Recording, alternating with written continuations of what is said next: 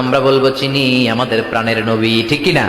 চাঁদের চেয়ে সুন্দর তুমি নবী আমার কমলিহিওয়ালা, দু জাহানের বাদশা তুমি প্যারা নবী সাল্লে আলা, চাঁদের চেয়ে সুন্দর তুমি নবী আমার কমলিহিওয়ালা, ঠিক কিনা? তিনটা প্রশ্নের যথাযথ উত্তর যখন দিয়ে দিলেন, আপনার জন্য অতিরিক্ত আরেকটা প্রশ্ন করা হবে, ওয়ামা ইলমুক, তোমার নলেজ কি? তিনটা প্রশ্নের উত্তর যে তুমি করতে পারলা, কিভাবে পারলা, কেমনে জানলা? নকল করে বলছো নাকি জেনে বুঝে আসছো? নকল হয় না? এখন তো পরীক্ষা চলতেছে বোধহয়। কি পরীক্ষা? এসএসসি পরীক্ষা। নকল হয়? কৃষ্ণপুরে নকল নাই না? এখন মনে হয় এগুলো একটু কমছে। একটা সময় ছিল অনেক নকল হইতো। পাঞ্জাবের ভিতরে নকল, পকেটে নকল, টুপির ভিতরে নকল, মৌজার ভিতরেও নকল। এমনকি মেয়েরাও নকল করে পরীক্ষার হলে আসে না নাই? স্কেলের মধ্যে লিখে নিয়ে যায়, হাতের মধ্যে লিখে নিয়ে যায়, ওড়নায় লিখে নিয়ে যায়, কাপড়ে লিখে নিয়ে যায়, আসে না নাই? ফেরেশতারা বলবে নকল করছো নাকি? কেমনে জানলা? তিনটা প্রশ্নের উত্তর তুমি কেমনে বললা? আল্লাহ তোমার রব, ইসলাম তোমার ধর্ম, এই লোকটা বিশ্বনবী, কেমনে চিনলা? আপনাকে তখন বলতে হবে আমি কোরআন থেকে শিখেছি, আমি হাদিস থেকে শিখেছি, আমি ইসলাম জেনে বুঝে মেনেছি, আমি আন্দাজে কোথাও ঘুরি নাই। চিল্লা এখন ঠিক কিনা? আপনাকে বলতে হবে। এজন্য শিখতে হবে, প্রতিনিয়ত ইসলাম সম্পর্কে জানতে হবে, আখের গোছাতে হবে, জীবনটাকে আলোকিত করতে হবে। চিল্লায় বলেন ঠিক কিনা? চারটা প্রশ্নই যখন হয়ে গেল, ফেরেশতারা বলবে আহলান ওয়া সাহলান ওয়া মারহাবান বিক, খোশামদেদ, কংগ্রেচুলেশন, খোশামদেদ, কংগ্রেচুলেশন।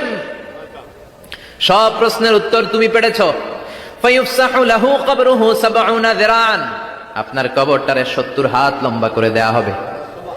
ওয়া ইফতাহু লাহু বাবুন ইলাল জান্নাহ, আপনার কবর থেকে জান্নাতের দিকে দরজা খুলে দেয়া হবে।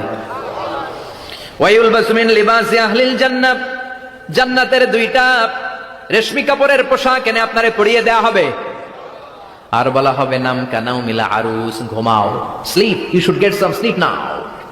তোমাকে লম্বা সময় পাড়ে দিতে হবে, ঘুমাও। কানাউ মিলা আরুস, যেমনি বর বাসর রাতে আরামসে ঘুম দেয়, বাসর রাতে যেমনি বর কনেকে নিয়ে মধুর ঘুম দেয়, তুমিও ঘুমাও, কেউ তোমার ঘুম ভাঙবে না। মালাক ইসরাফিলের, কিয়ামতের জন্য ইসরাফিলের সিংহায় যে ফুৎকার আছে, ওই ফুৎকার ছাড়া কোনো কিছুই তোমার ঘুম ভাঙাতে পারবে না। আলহামদুলিল্লাহ পড়েন। আল্লাহ আমরাও যেন চারটা প্রশ্নের উত্তর দিয়ে লম্বা একটা ঘুম দিতে পারি, পড়ে না আমিন। ওয়াম্মাল কাফির ওয়া আহলুশ শিমাল, আর ইসলাম বিরোধী যারা, তাদের সামনে আসবে মালাকান আসওয়াদান আজরাকান, কৃষ্ণ বর্ণের দেহ, নীলাভ বর্ণের দুটো চোখ, গায়ের রং কালো, চোখের রং নীল। দেখতে কেমন লাগে? আলিফ লাইলার ভূতের মতো। কথা কন। গায়ের রং কালো, চোখের রং নীল। ফেরেশতা দুইটা আসবে, এসে ত্রাস সৃষ্টি করবে, এসে বলবে বল তোর রবের নাম কি? মার রব্বুক। ইসলাম বিরোধী মুশরিক, কাফের, নাস্তিক এরা বলবে আমি জানি না আমার রবকে, আমি জানি না, আমি তো আজীবন শুধু চেয়ার করেছি, মদ খেয়েছি, আমি ধর্ষণে সেঞ্চুরি করেছি দুনিয়ার বুকে, আমি টেন্ডারবাজি করেছি, চাঁদাবাজি করেছি, আমি মাস্তানি করেছি, আমার দাপটে এলাকার ইসলাম প্রিয়রা বাসায় ঘুমাতে পারে না। আমি ছিলাম টেন্ডারবাজ, আমি ছিলাম গডফাদার, সন্ত্রাসীদের লিডার, আমি ছিলাম ডন 1 2 3 সব, আমি ছিলাম ডনের ডন, আমি ছিলাম মাস্তান, রংবাজ, রব টপ কি আমি তো জানি না। লাদ্রি লাদ্রি, আমারে জিজ্ঞেস করো না। আবার প্রশ্ন করা হবে ওয়ামা দীনুক, তোর ধর্মের নাম কি? বলবে লা আদরি, আমার কোনো ধর্ম নাই, আমার কোনো ধর্ম নাই, আমি শুধু মৌজ মাস্তিতে ছিলাম, আমি আনন্দ ফুর্তি করেছি, ইসলাম নিয়ে আমার মাথা ব্যথা ছিল না, আজীবন ইসলামরে আমি বাস দিয়েছি। চিল্লায় বলেন ঠিক কিনা? ইসলাম বিরোধীদের সাথে ছিল আমার চলাফেরা, আমার সব সাঙ্গপাঙ্গ ছিল গুন্ডা, বদমাশ, ইসলাম বিরোধী। রব কি, ইসলাম কি, এগুলো আমি জানি না। আমার এগুলো জিজ্ঞেস করো কেন? ধর্ম কি আমি জানি না, আমি কিচ্ছু মনে করতে পারছি না। 3 নম্বর প্রশ্ন করা হবে আতারিফু হাদার রাজুল, দেখো তো এই লোকটারে চিনো কিনা? কয় না, চিনি না, তবে মনে হয় এই লোকটারে দুনিয়ার বুকে আমি গালি দিতাম, এই লোকটার বিরোধিতা করতাম, ব্লগের মধ্যে এই লোকটার ব্যাপারে কুৎসা রটনা করতাম, এই লোকটার কার্টুন বানিয়ে আমি হিংসা ছড়িয়ে দিতাম, এই লোকটার ব্যাপারে আমি এলাকার মধ্যে অপপ্রচার চালাতাম। ফেরেশতারা বলবে তাই? এই ছিল তো ডিউটি। দাঁড়া, এখনই আমাদের খেলা শুরু, এখনই শুরু। ফায়ুতরাকু বিমাতারিকা মিন হাদিদ, লোহার একটা হাতুড়ি দিয়ে মাথা থেকে পা পর্যন্ত পিটানো হবে, পিটিয়ে ওর গোশতের হাড্ডিগুলোকে থেতলে ফেলা হবে।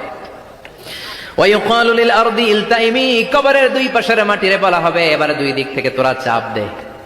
চাপ দেয়া হবে, ধাক্কা ধাক্কি করেও সে সুবিধা করতে পারবে না। মাটি আস্তে আস্তে আস্তে আস্তে দেহের দুই দিকে লেগে এমন জোরে দুইটা চাপ দিবে, ফাতাখতালিফা আদলাউহু, তার ডান পাশের পাজরের হাড্ডি বাম দিকে ঢুকে যাবে, বাম দিকের হাড্ডি ডানে চলে যাবে। বিশ্বনবী বললেন এই হাতুড়ি দিয়ে পিটানোর শাস্তি, কবরের চাপ দেওয়ার শাস্তি চলতেই থাকবে হাত্তাল কিয়ামা, কিয়ামত পর্যন্ত। আল্লাহ এই কবরের শাস্তি থেকে আমাদের বাঁচাও। আমরা এই আযাব পেতে চাই না, আমরা যেন ঠিকভাবে কবরের 4টা প্রশ্নের উত্তর করে দিয়ে লম্বা ঘুম দিতে পারি। আল্লাহ তুমি তৌফিক দাও। এজন্য আল্লাহ বললেন, গোলাম দুনিয়া নিয়ে পাগল হয়ে থেকো না। এই দুনিয়ার জীবন আসল জীবন নয়, আসল জীবন হলো কবরের জীবন। জোরে বলেন ঠিক কিনা? এই জন্য মাঝে মাঝে কবরে যাবেন, কবরস্থানে দাঁড়িয়ে চিন্তা করবেন এই জায়গায় আমারও আসতে হবে। দিন যাবে, রাত আসবে, বৃষ্টি হবে, শীত আসবে, কেউ আমার দেখতে আসবে না। একা থাকতে হবে, একা, বড় একা, অন্ধকার, বড়ই অন্ধকার। ওই কবরের জীবনের সামান গোছানোর দরকার আছে না নাই? তোমার জিহ্বাটা যেন আল্লাহর জিকিরে সবসময় ভিজা থাকে। কি থাকে? সবসময় যেন পড়ি সুবহানাল্লাহ, আলহামদুলিল্লাহ, লা ইলাহা ইল্লাল্লাহ। সব সময় যেন আমরা পড়ি আল্লাহু আকবার। বিশ্বনবী বললেন, আহাব্বুল কালাম ইলাল্লাহি আরবাহ। খেয়াল রাখবেন, আল্লাহর কাছে সবচেয়ে প্রিয় কথা 4টা। কয়টা? আহাব্বুল কালামি ইলাল্লাহি আরবাহ। আল্লাহর কাছে সবচাইতে প্রিয় কালাম হচ্ছে 4টা। লা ইয়াদুররুকা বিআইয়িহিন্না বাদাতা।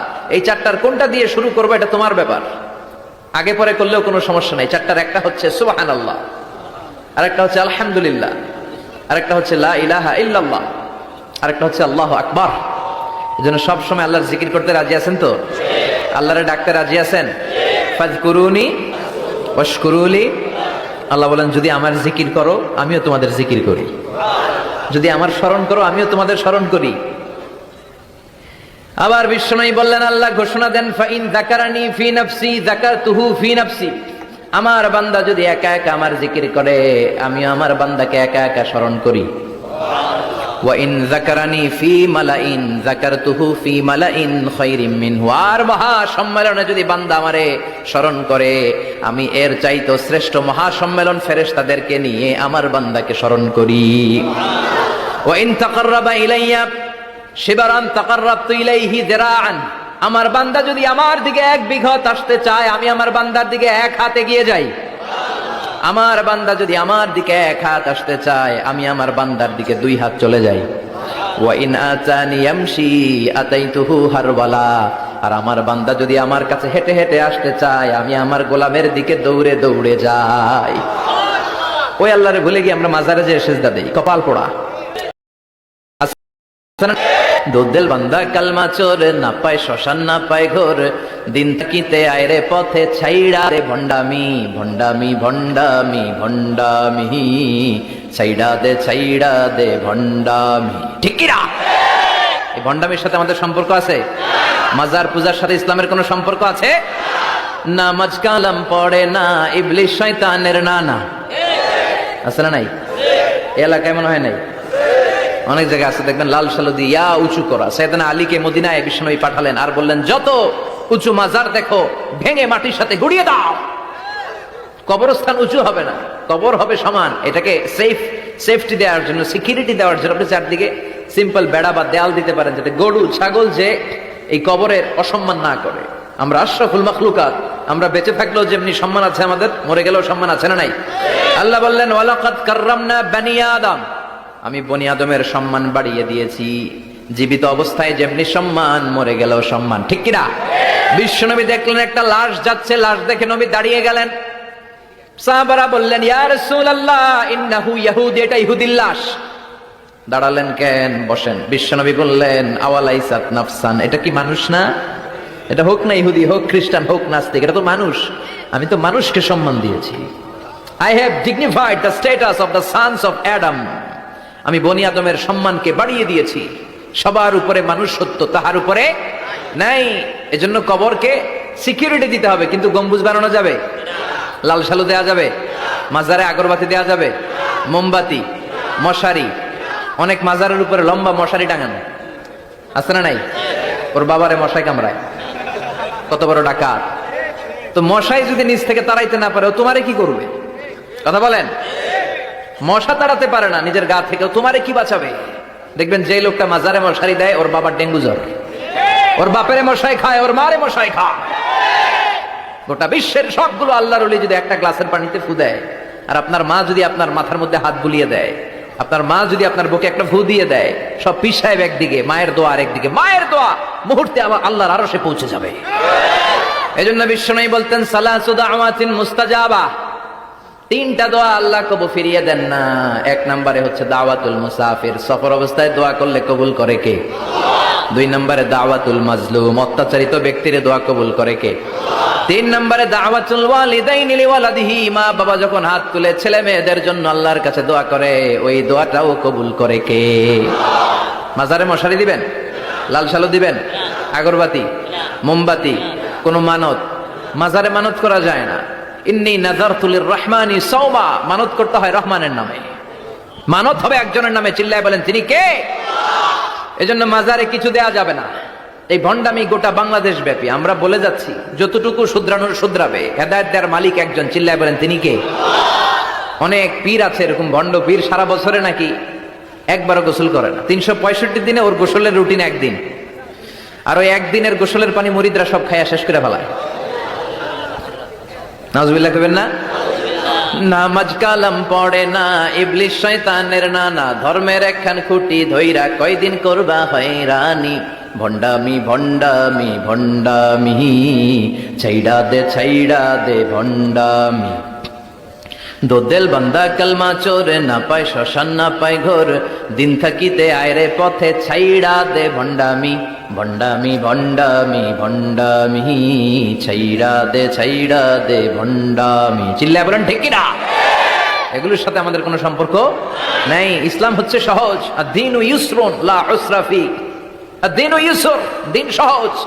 এত জনের কাছে যাওয়া লাগবে না, আপনি ওই জেলায় যে ওই মাজারে মানত করা লাগবে না, আপনার সিলেটে যাওয়া লাগবে না, আপনার খানজানালির কাছে যাওয়া লাগবে না, আপনার কোথাও যাওয়া লাগবে না। আপনি বাড়ির পাশের মসজিদে পড়ে সেজদা দেন, মুহূর্তে দোয়া কবুল করে নিবে কে?